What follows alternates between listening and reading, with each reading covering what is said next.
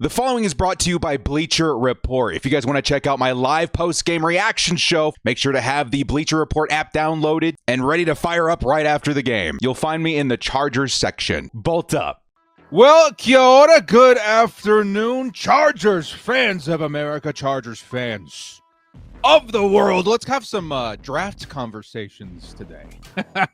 I'm sure excited, man. It's going to be, I got so much stuff I want to cover, not nearly enough time to cover everything, but it's an exciting time we live in, right? Something like 20, 25 days until the NFL draft. Lots of speculation on the table. Holy cow, are there rumors just flying up the wazoo lately? It's kind of an insane time to hold the number 5 pick in the NFL draft if you are the Los Angeles Chargers. Exciting times we live in. All right, guys, that's me, the director. How's everybody doing? Everybody in the comment section, man, stay frosty as well, because we got a lot to talk about. Would love your guys' insight. And yeah, man, it feels like just yesterday we were talking about draft prospects over the next 3 months, and here we are already into the month of April, the holy and grateful month we have in terms of the draft being just literally around the corner. And there's so much to cover in terms of players and scenarios for the Chargers in terms of trade downs or even trading up for some people, gathering more draft resources through the offseason. Could there be another trade? I think it could still be on the table.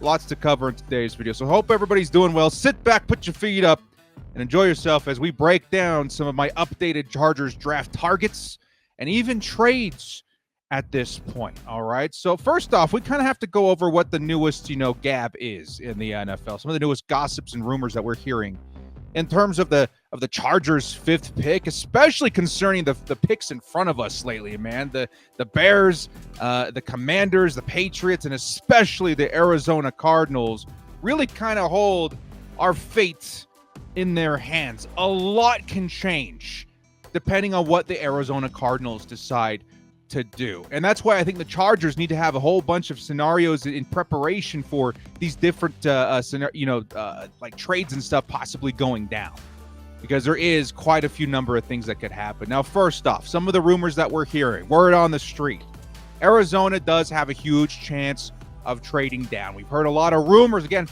sprinkle it with a grain of salt if you have to, but this is what we're hearing. A lot of rumors about the Cardinals getting a lot of really nice offers for the number 4 overall pick because of the quarterbacks that could be going not just back to back to back, but to back. 4 quarterbacks to start this draft. It sounds ludicrous, but honestly, every day that goes by, it feels more and more real, more and more likely, and especially the kind of smoke that we're seeing revolving around J.J. McCarthy, it feels like things are happening. Wheels are starting to move and turn.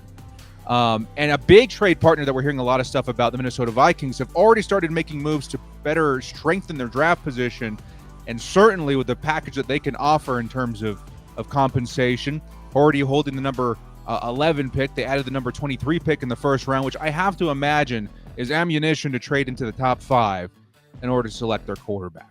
Okay, so Arizona, they've been in huge rumors and talks about trading down. Could happen before the draft, could happen after, who knows, or during, who knows.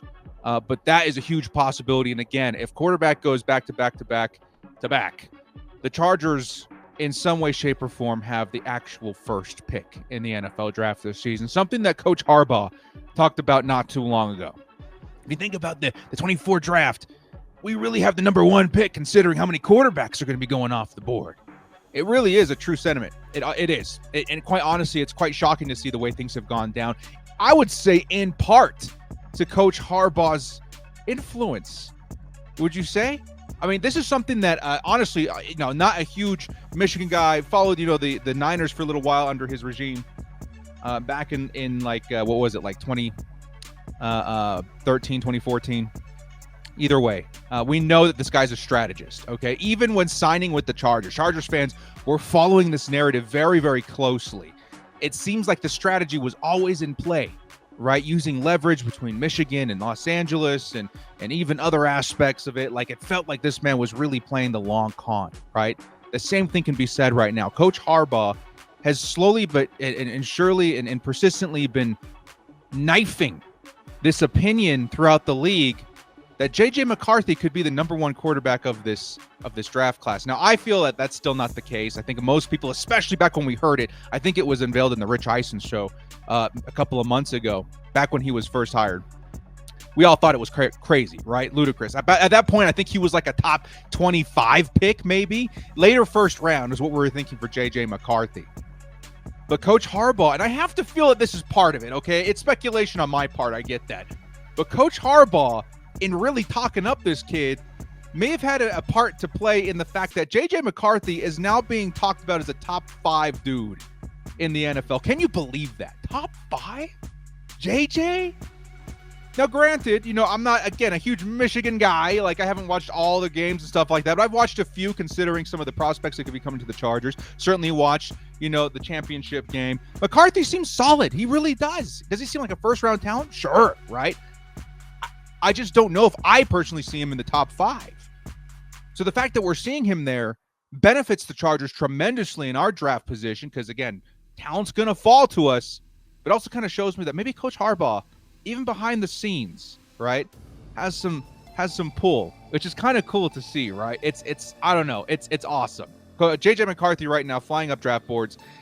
Some people even have him as high as number 2 to the Washington Commanders, which is absolutely absurd.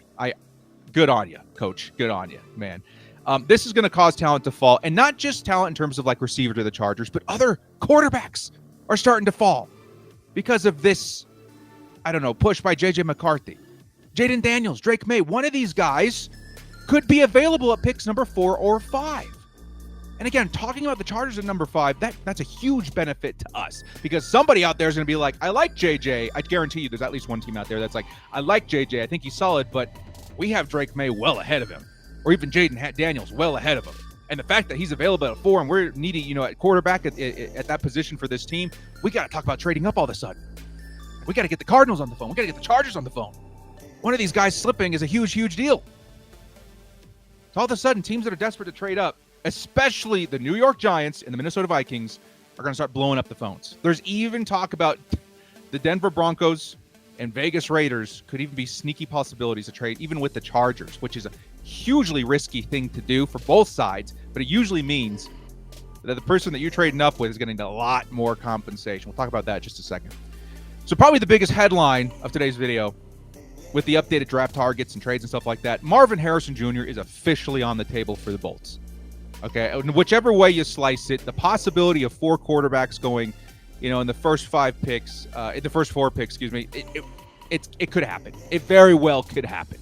And if that is the case, the Chargers are pick number 5. I think it becomes very easy with Marvin Harrison Jr. on the board. The Chargers having cut Mike Williams, trading away Keenan Allen. It's probably one of the weakest wide receiver rooms in the entire NFL all of a sudden. If you can insert Marvin Harrison Jr., that problem goes away almost immediately.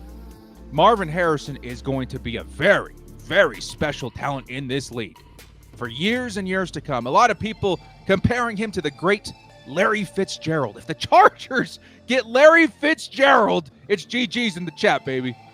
Welcome to the Los Angeles Chargers, who have one of the most lethal offenses in the league because of Justin Herbert and Marvin Harrison Jr.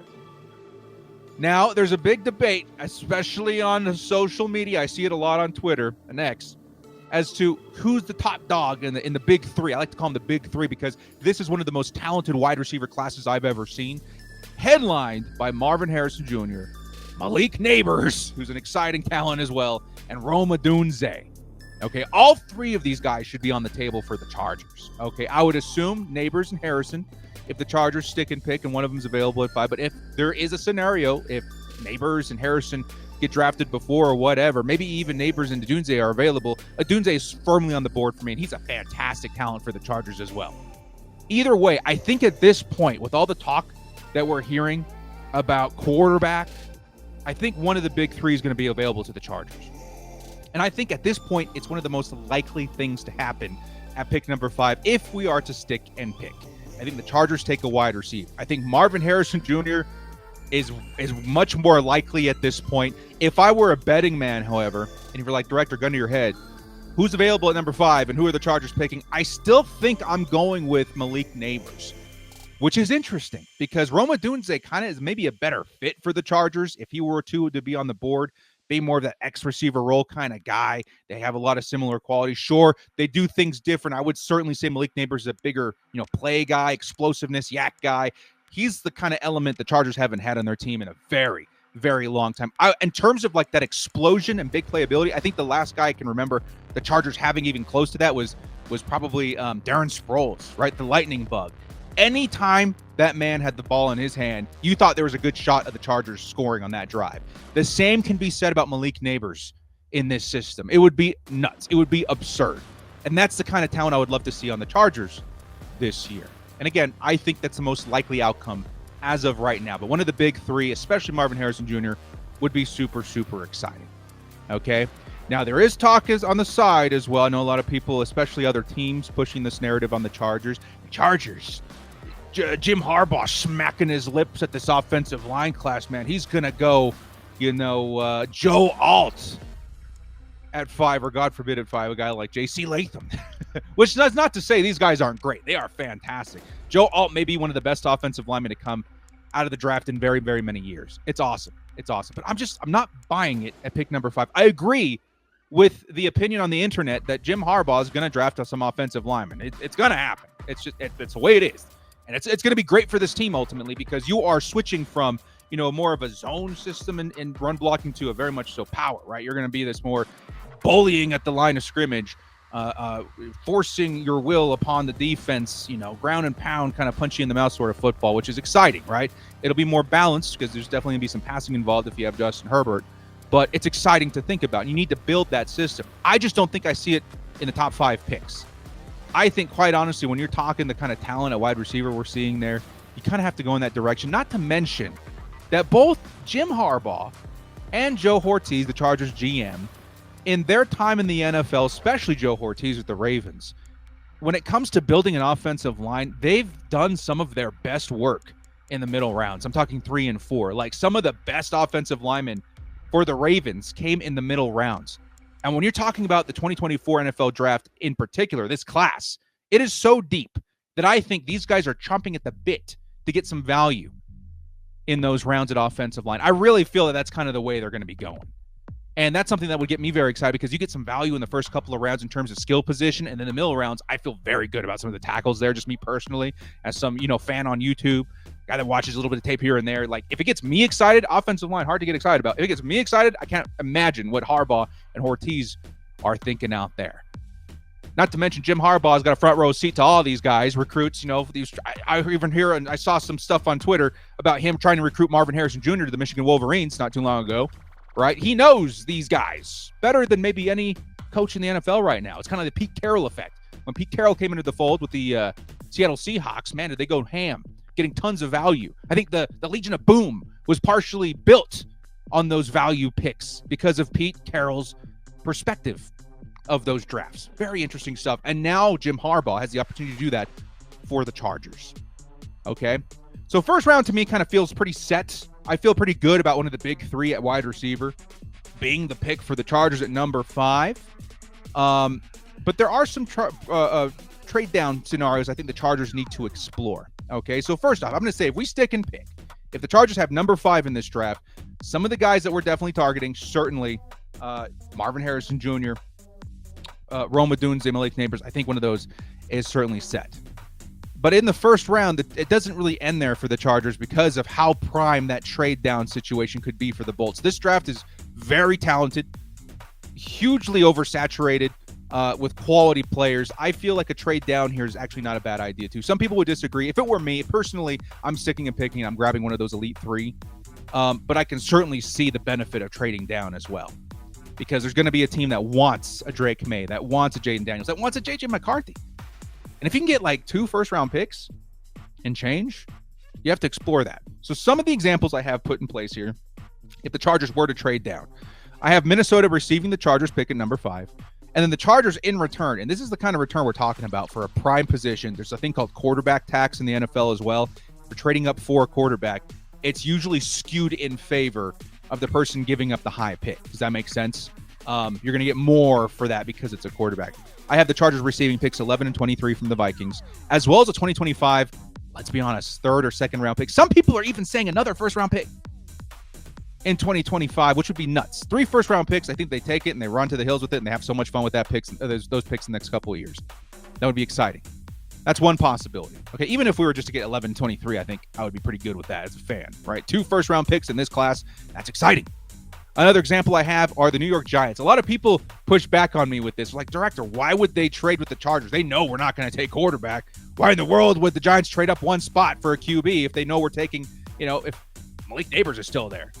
Well, the reason you do this is because the Chargers are still going to be fielding calls from the Vikings, from other teams, putting a little bit of pressure on the Giants to trade up and make sure they get their guy. Because can you imagine if the Chargers said, hey, they have 2 first-round picks, man. Like, we have to take it. They're going to get J.J. McCarthy. That's the last available quarterback.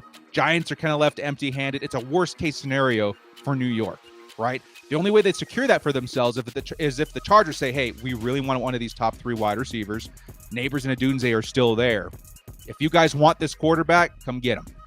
And in this situation, I have the Giants receiving the Chargers' number 5 pick, as well as I think it's their 4th round pick at pick 105.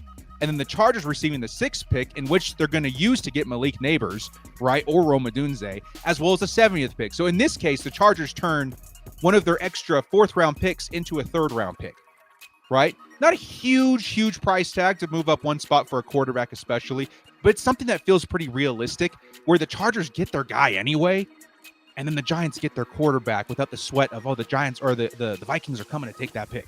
I don't know. That's just something that's been kind of floating around in my mind. And then lastly, and this is kind of a, floater out there, something that I don't think is going to happen, but I'm reading things, starting to think about these things. The Raiders and the Broncos are becoming super desperate to trade up. If they were to try to trade up with the Chargers, let me be clear, we would have to take them to town. Like, quite honestly, it would be highway robbery if the Chargers were to trade with a division rival. You never see it happen because one's always going to try and take advantage of the other. And in this case, if it's especially for a quarterback, the Chargers could get away with murder here. Like, quite honestly, it would be kind of insane. So just as a little example, I don't expect this to happen. It rarely happens. But if the Chargers were to trade with a division rival, let's say the Raiders get picked 5 and then they offer picks 13, 44, 77, so rounds 1 through 3, as well as like a next year's first and change. That's the kind of trade it would take to trade with a division rival. In that case, you got to think maybe on it. It's maybe not even as lucrative as 2 first-round picks for the Vikings, but something to kind of think about. Kick the tires on. So in the instance of the Chargers trading down, there are several names. I'm not going to be able to get to all of them, but there are several names that are on my radar for the Chargers if they have 2 first-round picks. Oh, can you believe it, man? That would be such value. Such value. Let's say if they traded with the Minnesota Vikings, they have picks number 11 and 23. I'll even give you guys just dude's range in this range, right? If we're to trade down, some guys in this range that I like. Let's say in and around pick number 11, I think the Chargers would be leaping with joy if we ended up with Brock Bowers, right? And it's a big possibility. Tight end could slip. Brock Bowers, a unique talent in the NFL draft, probably one of the best, if not the best tight end we've ever seen come through the draft. He would be very exciting. You guys know exactly why I'm in love with this dude. He's a Harbaugh guy. He's hard to bring down. Hugely talented receiver. Great blocker. You could insert him as the number 1 weapon on this team on offense, and this system would thrive. It really would. Brock Bowers would be a huge get at number 11. Some of maybe the more realistic people to think about. Talise Fuaga, Oregon State offensive lineman. You can kick him out at tackle. You can kick him in at guard. Doesn't really matter. This dude's going to be a huge upgrade in the right direction of what the Chargers are looking for to build that power offensive line to create some space for Gus Edwards. He's a hugely big get in and around that pick. I think more likely J.C. Latham would be available, offensive tackle out of Alabama. He's probably one of the best pure right tackles in this draft. He's a guy that the Chargers spent a lot of time with at the Combine. Maybe it was his pro day. Either way, that's a guy that really keep an eye on if you're a Chargers fan. If we trade down, I think Latham is a big possibility here. Okay? I think, though, if you're looking at picks like 8 through like 15, some of the best talent on the board is probably going to be on defense. And luckily for the Chargers, I think corner is going to have some quality guys there. Quinion Mitchell, I think, is going to be a huge talent in the NFL. Great coverage guy with the length and the speed. he's going to be a huge weapon on defense for whoever drafts him out of Toledo. And the Chargers desperately need corner at this point. So Quinion Mitchell's a great target here. I sort of lean towards Terry and Arnold. I think Arnold is not as fast and impressive in terms of his measurables in terms of like agility and speed and all that kind of stuff. However, I think this dude is just so ready to play in the NFL. It's stupid, right? I think he's an extremely impressive coverage guy, a superbly smart dude in coverage. I think he's going to be something special in the NFL, and he feels like a great character fit for the Chargers too. Whether that carries any, merit with you guys, it's up to you, but the Chargers seem to really care about that kind of stuff. And then lastly, one of the guys around pick 11 that I love too is Brian Thomas Jr. If the Chargers don't get one of the big three at wide receiver, Thomas Jr. would be an excellent selection here. Thomas Jr. would be maybe wide receiver 1 in a lot of classes. I would even say last season. Like, he would be wide receiver 1. He's extremely special with a pretty high freaking ceiling. And it would be one where the Chargers still get their wide receiver. And now they have an extra second or a first round pick to work with. Now, in terms of, let's say around the area of pick 23, what are some of the guys I'm looking at around here? If the Chargers do indeed have 2 first round picks. Again, Adonai Mitchell, wide receiver out of Texas. This dude is going to be awesome. He's huge, somewhere like 6'3", 6'4", impressively fast. I don't remember what his official 40 time was, but I think it was in around like 4.33 or 4.34. Very, very fast. I think he was one of the guys where I was like, whoa, that kind of blew my socks off. I was expecting quick. I wasn't expecting lightning quick, right? The dude was very, very fast. He's got excellent route running, excellent hands. He's going to be a very, very, very nice target for whatever quarterback is throwing to him this season. And he's a great later, first round pick in terms of wide receiver. And he fits that X receiver role for a lot of people out there because he does have the size to go along with that talent and speed, which is crazy. So let's say if the Chargers do go like corner in the first round at pick number 11, if they do trade down, they get a guy like Quinion Mitchell and they follow it up with Adonai Mitchell. Like, that's awesome. That's great. The Chargers get some speed at both those skill positions. They get some value in that trade down. It's pretty exciting to think about. Now, another wide receiver that I'm starting to really, really get high on is Ladd McConkey. This guy is unbelievable. Sure, he probably doesn't fit the X receiver role quite as well as a guy like Adonai or Brian Thomas, but the dude's just freakily talented, right? He's going to get open. He doesn't have the craziest speed, but his routes are as crisp as you're going to see, his separations as beautiful as you're going to see at the position. Kind of fills that Keenan Allen void a little bit for me. I'm not saying he would be as good as Keenan, but holy crap, wind him up and watch him go. See him get available, become that go-to target. It's just because he will be there on that, third and have to have it down. I love him, man. McConkey is an awesome weapon out of Georgia, and I think he's going to be special. I really do. Some defensive guys I think to target here in the late round, in the first round. Nate Wiggins, cornerback out of Clemson.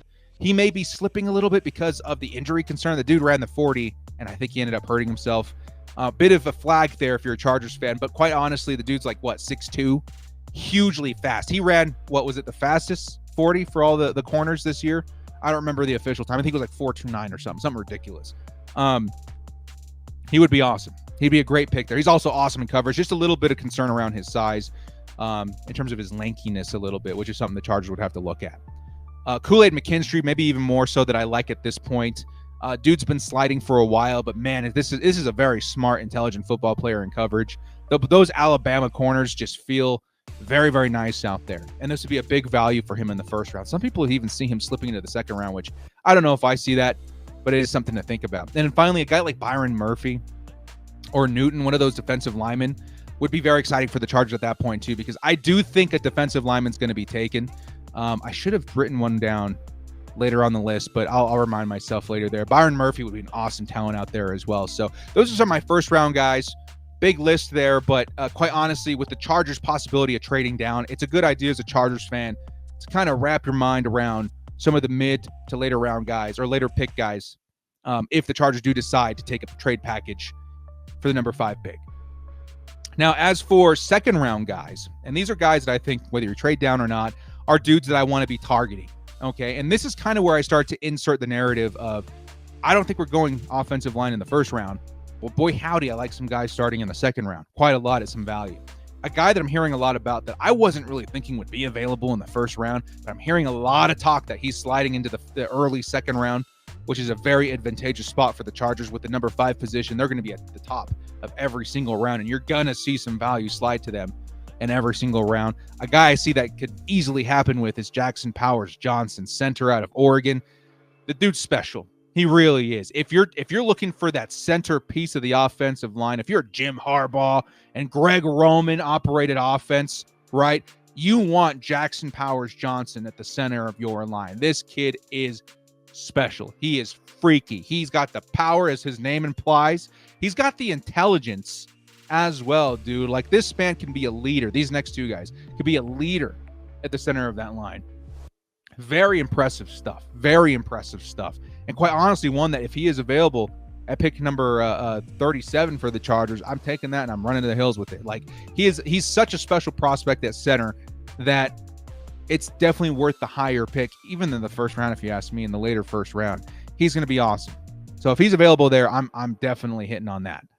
The other center that I love in the second round, Zach Frazier out of West Virginia, carries a lot of similar qualities. I would say Jackson Powers Johnson is probably a more polished and ready to go and maybe more powerful center in terms of skill position. But Zach Frazier, I think, carries a lot of that intelligence with him too. Very serviceable at center. He's probably going to be one of the best in this entire class. But he also carries with him the wit. And that's something that Justin Herbert benefited from tremendously when Corey Linsley was on the field. When you could take that off his shoulders and let him command the line, assign, blockers and stuff like that, it really helped Justin Herbert shine. I would love one of these two guys in the draft. That's, in terms of early second round guys, there's some exciting dudes there. Also some, guards and tackles I would take, but those are the guys that get me most excited. As far as corners go, because this is probably the biggest one, the biggest position we need to pay attention to as Chargers fans. If the Chargers, who more than likely take wide receiver, do indeed select like a Marvin Harrison Jr. at 5, you're probably looking at the position of cornerback in the second round, because there's going to be some wildly talented dudes there. Like I mentioned, if a guy like Kool-Aid falls into the second, you take it, you forget it. You're super excited about your new cornerback 1 or 2.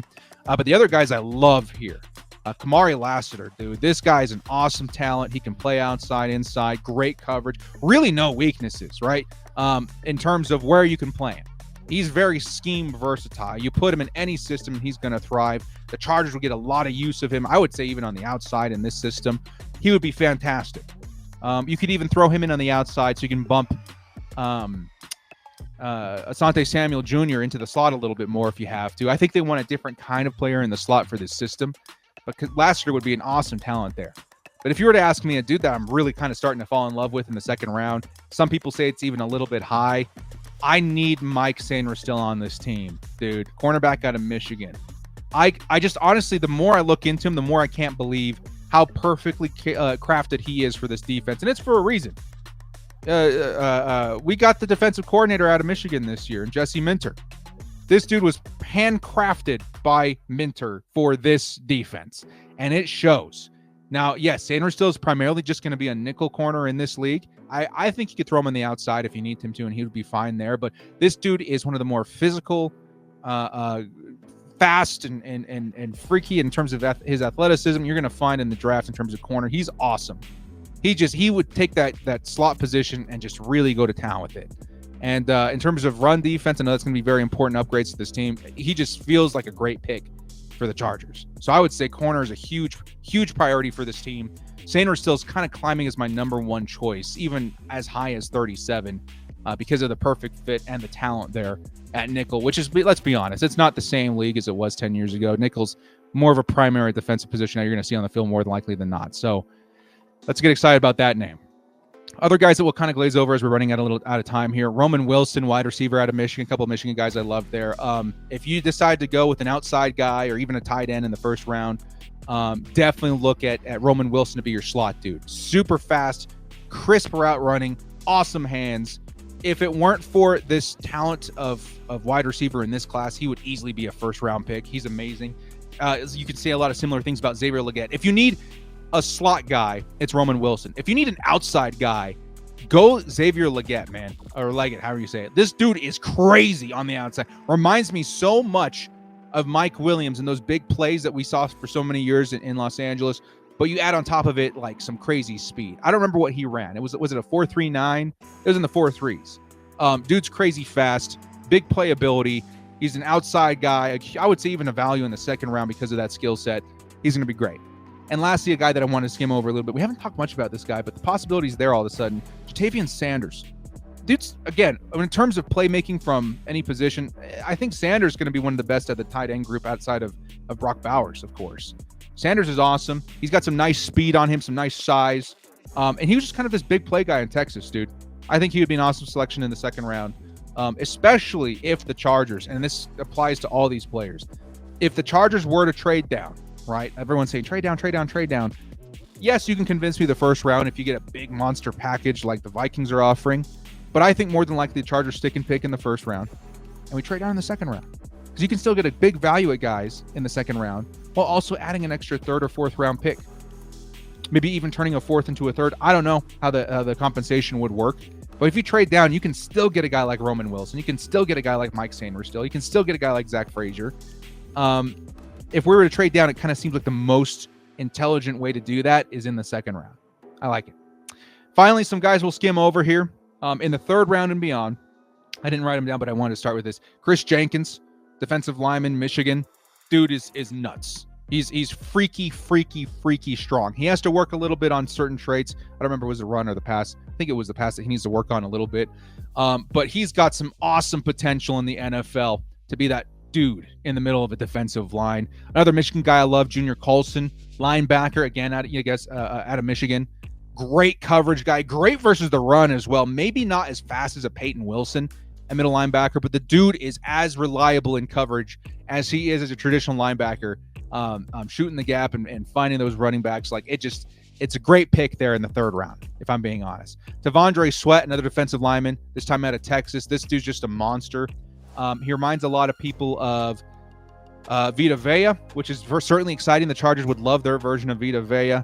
Kind of would remind me of the Chargers when we had Linval Joseph back in the day. Definitely want that big body in the middle. Blake Corum is another guy I'm looking at in the third round and beyond. Another Michigan dude.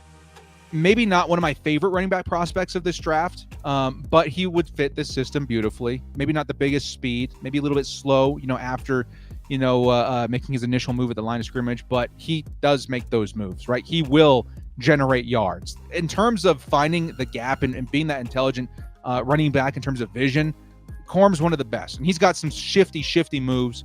If you're looking for honest yards at running back, Corum's probably one of the guys you want to target in this draft. If it were me, some of the guys that I'm targeting, Trey Benson, running back out of FSU, dude is crazy. I think his 40 kind of knocked me on my butt. It was something like a 4.34, 4.3. I don't remember what it was, but it was fast. It was super fast.